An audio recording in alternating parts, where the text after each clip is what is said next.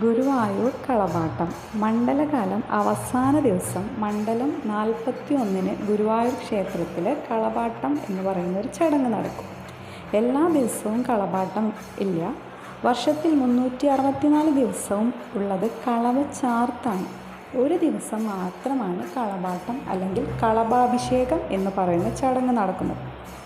364 ദിവസവും ഉച്ചപൂജയ്ക്ക് ഗുരുവായൂരപ്പൻ്റെ അലങ്കാരങ്ങളുണ്ടാകും. അതിൽ ഭഗവാന്റെ തിരുവുടലിൽ കളഭവും ഭഗവാന്റെ തിരുമുഖത്ത് ചന്ദനവുമാണ് ചാർത്താറുള്ളത്. മണ്ഡലം 41-ന് ഭഗവാൻ പരിപൂർണമായും കളഭത്തിൽ ആറാടി നിൽക്കുന്ന കാഴ്ചയാണ് കാണാൻ സാധിക്കുക. ഗുരുവായൂർ ക്ഷേത്രത്തിൽ മണ്ഡലകാലം വൃശ്ചികം 1 മുതൽ ധനു 10 വരെയും എല്ലാ ദിവസവും ഉച്ചപൂജയ്ക്ക് മുമ്പായി പഞ്ചഗവ്യം അഭിഷേകമുണ്ട്. 40 ദിവസവും ഉണ്ടാവും. 41-ാം ദിവസം പഞ്ചഗവ്യമല്ല, കളഭമാണ് അഭിഷേകം ചെയ്യുന്നത്. വളരെയധികം ആയുർവേദ കൂട്ടുകൾ ചേർത്ത് കീഴ്ശാന്തിമാരാണ് കളഭം ഉണ്ടാക്കുന്നത്. നാളത്തെ കളഭാട്ടം നടത്തുന്നത് കോഴിക്കോട്ട് സാമൂതിരിയുടെ വകയാണ്. കളഭാട്ടത്തിൻ്റെ സമയം യഥാർത്ഥത്തിൽ ഉച്ചപൂജ സമയത്താണ്.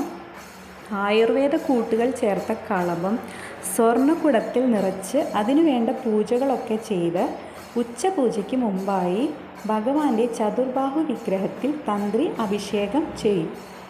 ഉച്ചപൂജയ്ക്ക് നട തുറക്കുമ്പോൾ നമുക്ക് കാണാൻ സാധിക്കുന്നത് കളഭത്തിൽ ആറാടി നിൽക്കുന്ന ഭഗവാനെയാണ് എന്ന് മണ്ഡലം 41 ആ ദിവസം.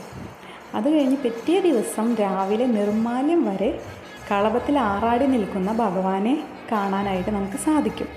ഈ വർഷത്തെ കളഭാട്ടം ഗുരുവായൂർ ഡിസംബർ 26-നാണ് കളഭാട്ടം നടക്കുന്നത്. പിറ്റേ ദിവസം ഡിസംബർ 27 വരെയും ഭഗവാൻ 27 രാവിലെ നിർമ്മാല്യ ദർശനം നമുക്ക് കളഭത്തിൽ ആറാടി നിൽക്കുന്ന ഭഗവാനെ കാണാനായിട്ട് സാധിക്കും.